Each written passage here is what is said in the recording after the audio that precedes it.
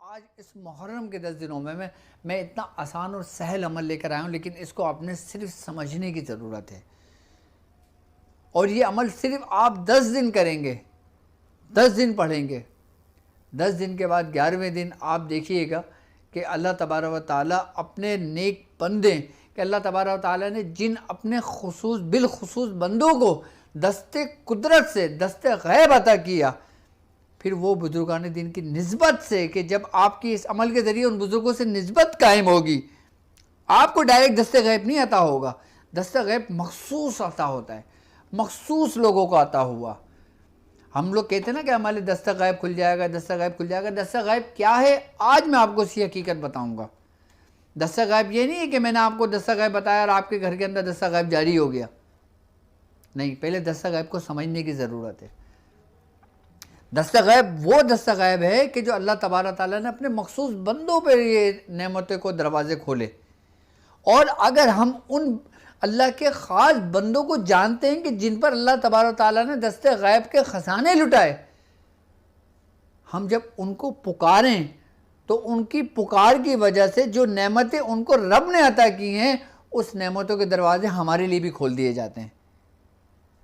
दस्ता गैब ये नहीं कि हमारे मुसल्ले के नीचे से ख़जाने के मुंह खुल जाएंगे, हमारे घर के अंदर से पैसे मिलने शुरू हो जाएंगे। नहीं, बल्कि अल्लाह तबारक व ताला आपके लिए ऐसे ज़राए पैदा फरमा देगा, ऐसे वसाइल कर देगा, ऐसे रास्ते बना देगा, ऐसे असबाब पैदा कर देगा कि आपकी हर ज़रूरत आपकी पूरी होगी। और यहाँ तक कि जब ज़रूरतें पूरी होने लगेंगी, उसके बाद जब आपकी कुछ ख्वाहिशात जो आपके बीवी बच्चों के लिए होंगे, अल्लाह तबारक ताला उसको भी पूरा करने लगेगा। किसके एवज़? उसके एवज़ कि जिसको तुमने पुकारा। किसको पुकारा? कि जिसको अल्लाह तबारक व ताला ने अपने फजल से उनको दस्ते गैब अता किया। अब मैं आपको एक अमल ऐसा बताऊंगा कि जो अमल हमारे ख़ानदान कलंदरिया से ताल्लुक़ रखता है और ख़ुद मियाँ हुजूर की बयास से मैंने वो अमल निकाला और बाकायदा उनके हाथ की तहरीर करदा है। वो मैं भी आपको अमल दिखाऊंगा कि अमल क्या है। वो आप अमल उसको नोट भी कीजिएगा। लेकिन अच्छा, एक बात मैं आपको, एक मज़े की बात मैं आपको ये बताता हूँ कि इस अमल को जो मैं आपको अमल तालीम कर रहा हूँ, ये एक मख्फी अमल है, एक मखसूस अमल है, ये एक छुपा हुआ ख़जाना है और इसका ताल्लुक़ हमारे ख़ानदान कलंदरिया से है और हमारे बुज़ुर्गों से इसकी इजाज़तें आईं। अच्छा, बुज़ुर्गों ने ये अमल अपने उन मुरीदीन को तालीम किया कि जिन्होंने ख्वाहिशात का इजहार किया, कि जिन्होंने फरमाया कि हुजूर के बहुत ज़्यादा तंग दस्ती हो गई है, बहुत ज़्यादा मोहताजगी हो गई है, बहुत ज़्यादा कर्ज चढ़ गया है कि अब उसके उतरने के कोई असबाब पैदा नहीं हो रहे, कोई वसाइल पैदा नहीं हो रहे, तो उस सूरत में क्या किया जाए। तो बुज़ुर्गान दीन ने फिर उन्हीं बुज़ुर्गों के नाम अमल के साथ वो तालीम किया अमल कि अब तुम ये अमल करो। और जब हमारे बुज़ुर्ग फरमाते हैं, मियाँ हुज़ूर फरमाते हैं कि उन्होंने जिसको भी ये अमल दिया ना, आज वो कुछ नहीं कम अज़ कम वो अपने घर वालों को बहुत एहसान और बहुत अच्छे तरीके से अल्लाह तबारक व ताला ने उसके मामलात को बहाल कर दिया। यानी कि उसकी मोहताजगी ख़त्म हो गई, अब उसके रिस्क बढ़ गया, उसके जो कारोबार था वो वसी हो गया, उसके ऊपर अल्लाह तबारक व ताला का फजल हो गया, उसके बाद अल्लाह ताला का करम हो गया। सिर्फ किसके एवज़? कि उस अमल के एवज़ जो अमल ख़ानदान कलंदरिया का अमल है। अब वो दस्ते गैब का अमल क्या है, अब मैं आपको बताता हूँ। अब मेरी बात थोड़ा सा तवज्जो से सुनिए कि अमल दस्ता गैब जिन बुज़ुर्गों का अल्लाह तबारक व ताला ने अता किया ना, उसमें सबसे पहले जो बुज़ुर्ग है ना, मौलाए कायनात हज़रत अली करमल्लाहु वजह हैं।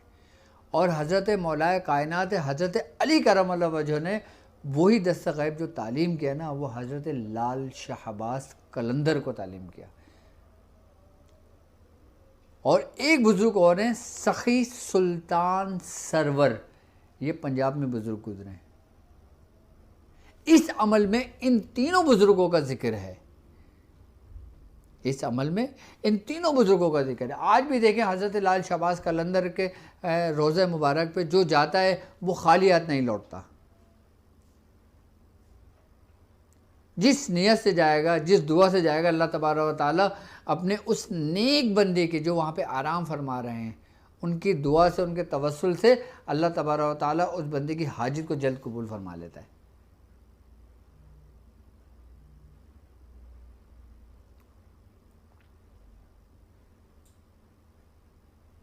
और ये वो अमल है जो हमारे बुज़ुर्गों के हाथ के बयाज़ में लिखा हुआ अमल है, और बाकायदा तौर पे उन्होंने अपने चंद मुरीदों को तालीम किया, चंद शागिर्दों को तालीम किया ये अमल। लेकिन अच्छा, इस अमल का ताल्लुक इस 10 दिनों से बड़ा गहरा ताल्लुक है। आई बात समझ में? क्योंकि ये 10 दिन के जिसको यौम आशूरा कहा जाता है, इसको यौम आशूरा इसलिए कहा जाता है कि इसमें अल्लाह तबारक व तआला ने अपने 10 महबूब अंबिया कराम को बड़ी बड़ी ऐसी नेमतों से नवाजा जो उससे पहले कभी किसी की नेमतों से नहीं नवाजा था। यानी कि अल्लाह तबारक व तआला ने अपने 10 महबूब बंदों को अपनी 10 उन नेमतों से नवाजा, बड़े बहुत नेमतों से नवाजा। यहाँ तक कि सरकार दो आलम सल्लल्लाहु अलैहि वसल्लम का फरमान आलिशान है कि अगर तुमने रमज़ान के बाद किसी महीने के रोज़े रखना है तो तुम मुहर्रम के रोज़े रखो, क्योंकि ये अल्लाह पाक का महीना है, ये अल्लाह पाक का महीना है। और इस महीने के बारे में कि इस महीने में एक दिन है कि जिसमें अल्लाह पाक ने एक कौम की तौबा कबूल की थी और वो दूसरों की तौबा भी कबूल करेगा। यानी कि ये वो महीना है कि अल्लाह तबारक व तआला अपने ख़ज़ानों के मुँह खोल देता है। और ये जो 10 दिन है ना, ये 10 दिन बड़ी हुर्मत वाले 10 दिन हैं।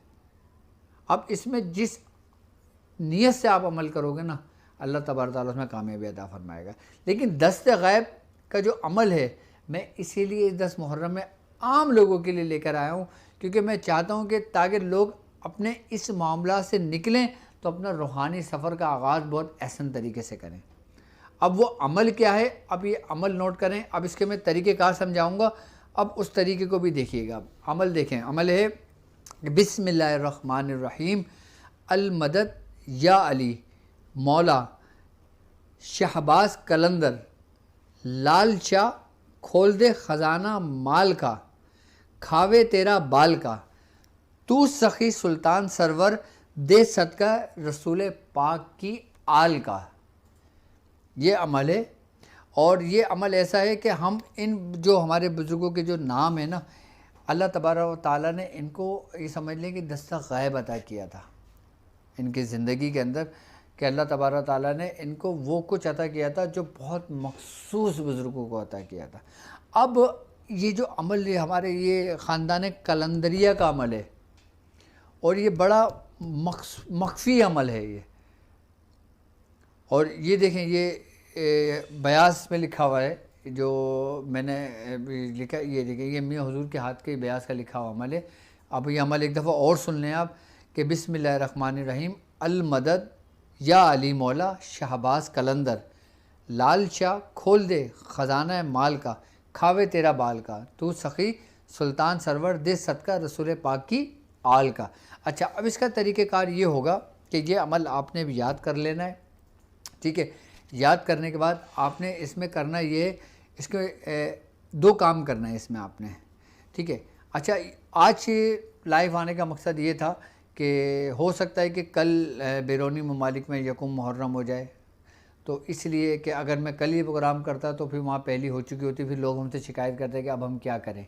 तो इसलिए कि मुहर्रम शुरू होने से पहले मैंने आप लोगों को लिए ये वीडियो बनाई है, ताकि मैं आप लोगों तक ये बेहतर तरीके से पैगाम पहुंचा सकूं और ज़्यादा से ज़्यादा लोगों तक ये पैगाम पहुंच सके कि जो लोग बाहर मुल्कों में रहते हैं, कि जिन लोगों के यकुम इंशाअल्लाह ताला कल परसों हो जाएगी मुहर्रम की, क्योंकि आज 27 से 28वीं शब तो आज लग चुकी है पाकिस्तान के अंदर।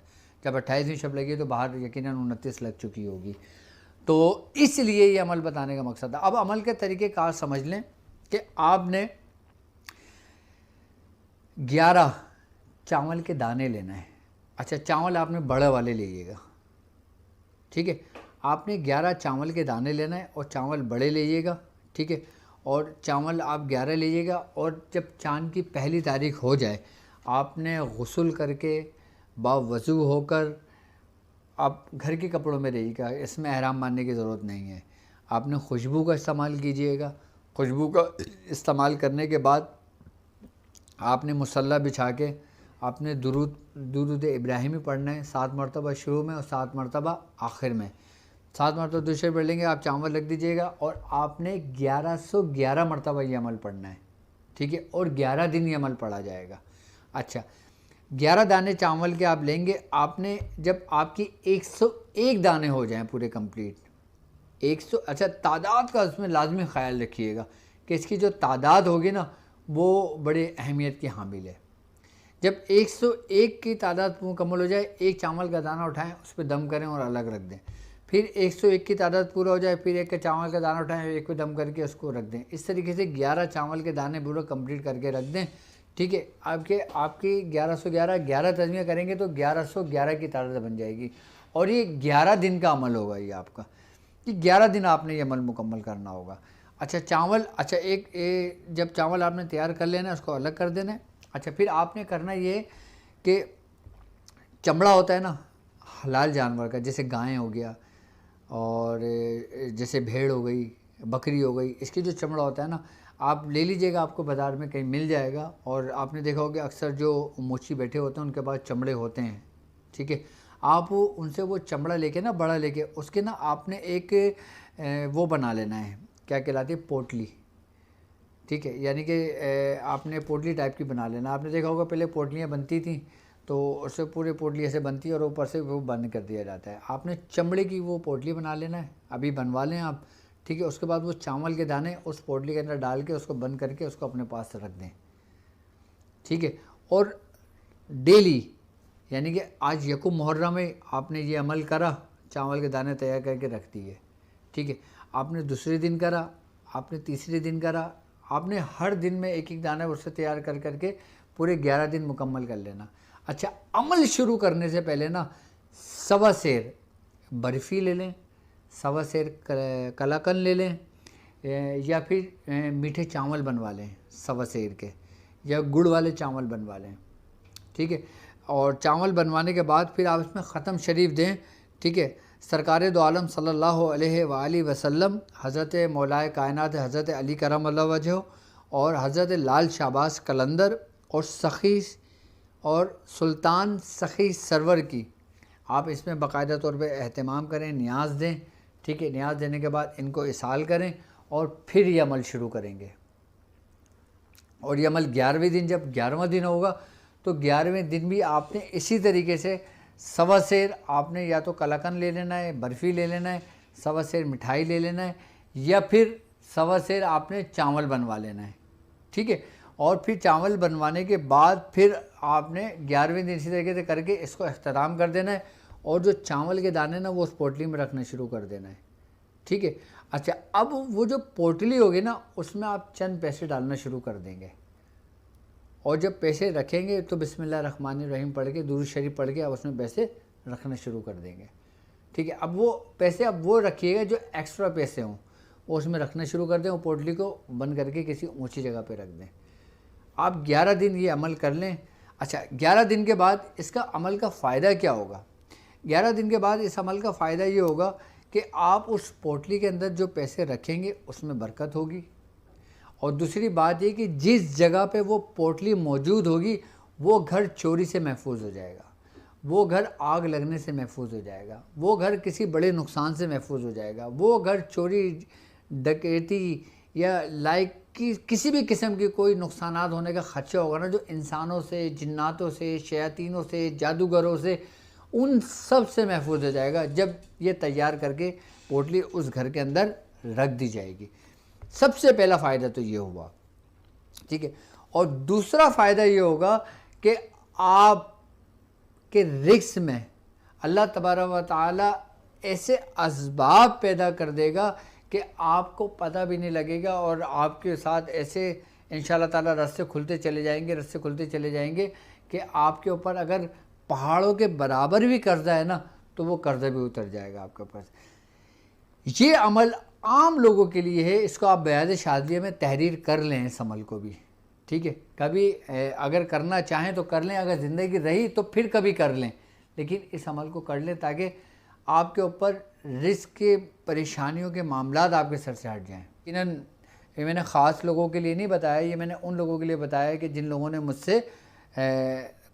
मुझसे कहा था कि आप हमें कोई ऐसा अमल बता दें मुहर्रम के दिनों में कि जिससे हमारी ये गुर्बत, तंगदस्ती, ये परेशानी, ये मुसीबतें हमसे दूर हो जाएं। अच्छा, इसका फ़ायदा सिर्फ दस्ते गैब मतलब रिस्क का नहीं है, इसमें यह है कि इसमें आपकी अगर घर में कोई बीमार है, कोई परेशान है, कोई मामलात में मुब्तला है, तो उससे भी उसको निजात मिलती है इस अमल की बरकत से। अच्छा, चावल जब आपने तैयार कर लेना है ना, तो चावल वो संभाल के उसी पोटली में रखा रहेगा। अब उस पोटली के अंदर जो आपने थैली तैयार की है ना चमड़े की, उसके अंदर अपने पैसे जमा करते रहो, और अपने जो महीने की सैलरी हो, दुकान की सेल हो, आमदनी हो, वो सब उसमें डालते रहो। और एक बात याद रखना कि जब उसमें आप पैसे डाल दो, कि जब उसको निकालो ना तो उसको बिल्कुल खाली नहीं करना, चाहे एक सिक्का छोड़ दो, 1 रुपया छोड़ दो, 100 रुपये छोड़ दो, कुछ भी छोड़ दो, उस थैली को कभी ज़िंदगी में खाली नहीं करना। खाली करोगे तो टेंशन वाली बात होगी, लेकिन उसके अंदर डालते रहोगे, निकालते रहोगे, खर्च करते रहोगे, कभी परेशानी नहीं होगी तुम्हें किसी मामला में। देखो अल्लाह ताला कैसे मदद करता है।